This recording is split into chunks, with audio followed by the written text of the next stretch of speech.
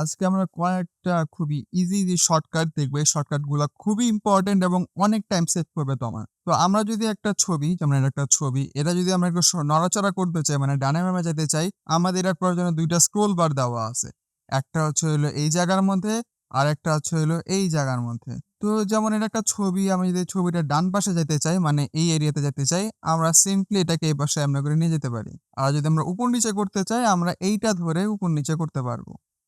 কিন্তু বারবার এখানে কাজ করার পরে একবার এই পাশে যাবো, এর পাশে যেতে অনেক বেশি টাইম কনজিউমিং, সময় নষ্ট হয়। তাই তোমরা যদি চাও যে এই ছবিটাকে ধরে এক জায়গা থেকে আরেক জায়গায় সরায় নিয়ে যাবা, যেটা সবচেয়ে বেশি ইউজ করবা তোমরা আমি জানি, সেটা হচ্ছে স্পেস বার ধরে থাকবে কিবোর্ডে। দেখবা যে একটা হাতের একটা চিহ্ন আসবে। তারপর তোমরা যদি এটাকে ধরে এভাবে করে টানাটানি করো, তোমরা দেখবা যে ছবিটাকে সুন্দর করে টান দিতে পারতেছো। আবার ছাইড়া দিবা।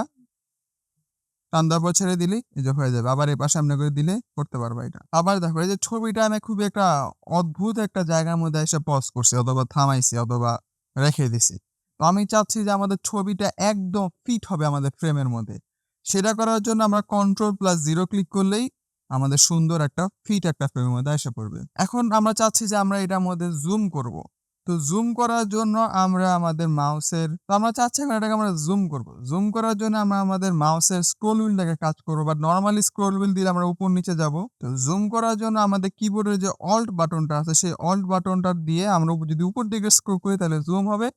আর যদি আমরা নিচের দিকে স্ক্রল করি তাহলে আমাদের নিচের দিকে যাবে। অবশ্যই অল্ট বাটনটাকে ধরে রাখতে হবে। এটাকে ছেড়ে দেওয়া যাবে না। সাপোজ আমি আমার ছবিটাকে জুম করলাম। এখন আমি চাইতেছি যে আমি ডান পাশে যাবো অথবা বাম পাশে যাবো। হ্যাঁ, আমরা স্পেস বার ধরে সেটা করতে পারবো। বাট স্পেস বার না ধরে একটা অ্যাপ্রোপ্রিয়েট ভাবে কাজটা করা যায়। সেটা হচ্ছে আমরা যদি মাউসের নরমালি যে হুইলটা আছে সেই হুইলটা ধরে যদি আমরা উপর নিচে করি তাহলে আমাদের ছবিটা উপর নিচে যাবে। এটা খুবই কমন সেন্সের মধ্যে পড়ে। কিন্তু আমরা চাই যে আমরা স্ক্রল হুইল ইউজ করে যদি আমরা একে ডানে বামে নিতে চাই, তো আমাদের কিবোর্ডের মধ্যে কন্ট্রোল ধরে রাখতে হবে। ধরে রাখা অবস্থায় আমরা যদি উপর নিচে যাই তাহলে আমরা দেখব যে এটা ডানে আর বামে যাচ্ছে।